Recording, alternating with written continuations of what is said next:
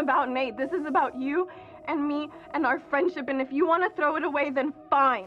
Welcome to Ms. Mojo Glow. And today, we're counting down our picks for the top 10 times Maddy deserved better on Euphoria.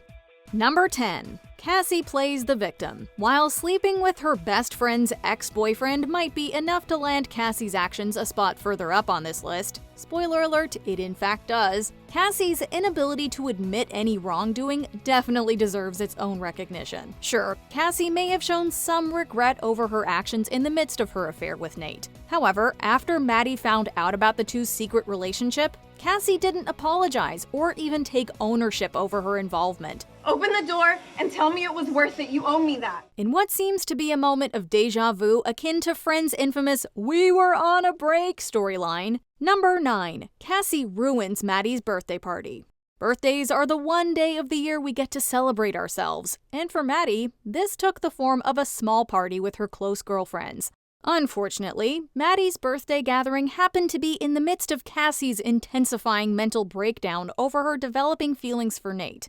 Somewhere between Nate and Cassie's first hookup on New Year's and their subsequent secret encounters, Cassie's feelings for Nate turned into an obsession over being his girlfriend, which, as Maddy's best friend, was obviously a problem. Yo, just a minute. So when Maddy reveals the sweet nothings Nate has showered her with during the party, Cassie's feelings turn into a physical manifestation of being sick as she throws up in the hot tub, to the disgust of everyone. Number 8. Kat blows off Maddy. Season 1 was a roller coaster for Maddy. Caught between her love for Nate and the underlying mistreatment he puts her through, Maddy becomes increasingly distressed as she navigates the aftermath of being assaulted by Nate at the carnival. Kat, I need to come over right now. I'm not home. Despite her visibly emotional state and alarming calls to Kat, Maddy's cries for help are neglected by her friend as she blows her off to hook up with a random guy in a parking lot. Sorry about that.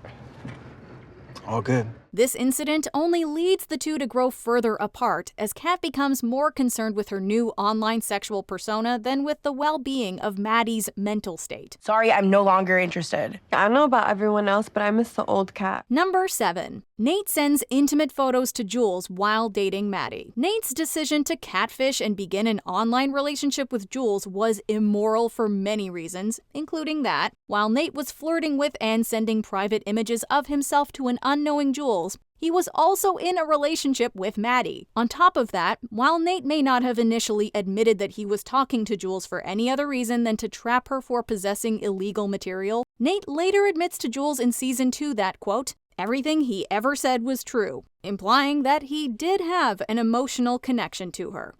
Same here. Number 6. Maddy's dysfunctional family. While Maddy's parents may be no Cal Jacobs, they aren't necessarily the Brady Bunch either. Maddy comes from a dysfunctional family in which her parents don't have a happy marriage. You think I want this? You live in the same house and you don't even say one word to each other. Her home life is so bad, in fact, that during Lexi's play, it's revealed that Maddy practically lived at the Howard house to get away from her parents. If you ask actress Alexa Demie, the lack of healthy adult relationships in Maddy's life is why the character stayed in a relationship with Nate for so long. Demie told The Hollywood Reporter, quote, Maddy doesn't see any love between her parents, so she believes what she has with Nate is far better than what she has at home. Number 5. Nate's family hates Maddy. Not only does Nate treat Maddy horribly, but his family does too. When Maddy shows up to the carnival in a bralette and cutout pants, Nate is less than pleased on behalf of his family, who he claims already don't like her. Yeah, I'm not supposed to be here right now because I'm dressed like a hooker and none of you like me. Fast forward to Season 2 when Nate's mom shares her thoughts about Maddy while she and Nate are having a heart-to-heart. Marcia shares that she thinks Maddy wanted to spite Nate. Marcia even goes as far to praise Nate for his aggressive behavior towards Maddy during the night of the carnival, in which she claims he was, quote, sticking up for his mama. Number 4. Cassie has an affair with Nate. Despite Cassie being Maddy's best friend and seemingly supportive through her breakup with her on-again, off-again boyfriend Nate, Cassie secretly hooks up with Nate in the bathroom at a New Year's house party. While you might think that Maddy almost catching them in the bathroom may have been the end of Cassie and Nate's secret love affair, it most certainly is not. Cassie and Nate continue their relationship behind Maddy's back, with Cassie growing increasingly obsessed over Nate. Out of sight, out of mind. As if sleeping with her ex-boyfriend isn't enough, Cassie seemingly becomes a carbon copy of Maddy as she attempts to take over the life and relationship Maddy once had. Number 3. Nate threatens Maddy. Nate Jacobs has done a lot of messed up stuff, but this might just be the craziest. In the Season 2 episode, 1,000 Little Trees of Blood, Maddy is met with a gun-wielding Nate in her bedroom, who threatens her into giving him the stolen disc featuring his dad and Jules. Shedding her usual self-assured composure, Maddy is visibly terrified by Nate's actions. Stop.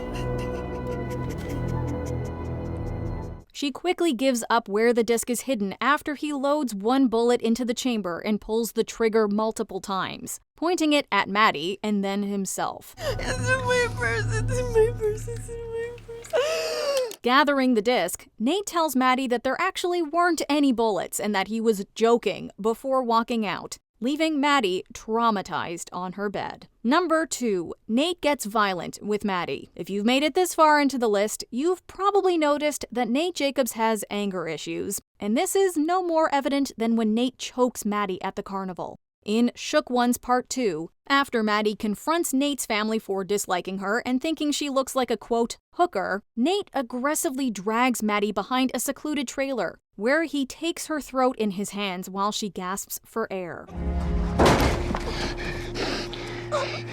Though he eventually lets her go, the assault does not go unnoticed as the bruises on her neck are found and an investigation into the incident, and Nate ensues.